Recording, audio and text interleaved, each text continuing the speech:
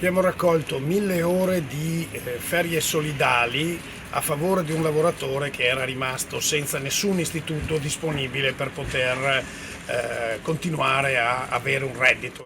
Importante gesto di solidarietà dei lavoratori dello stabilimento Electrolux di Susegana nei confronti di una collega che sta attraversando un momento difficile a causa di una grave situazione di salute.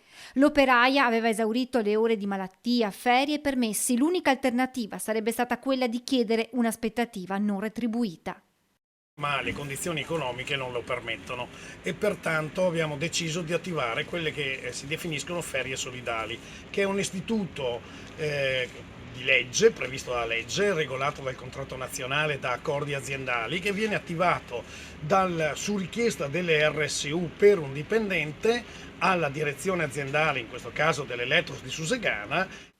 La procedura, applicata per la quarta volta in 15 anni nello stabilimento, prevede che la direzione faccia un'istruttoria sulla fondatezza di quanto sollevato e se la valutazione, come in questo caso, è positiva, si arriva, attraverso un accordo interno aziendale, a promuovere le ferie solidali. Che sono una raccolta di ferie date dagli altri dipendenti dello stabilimento in maniera volontaria e se ne hanno le disponibilità, e serve appunto a costruire un bacino di ore che il lavoratore potrà usare e continuare così ad avere la tutela del posto di lavoro e una retribuzione.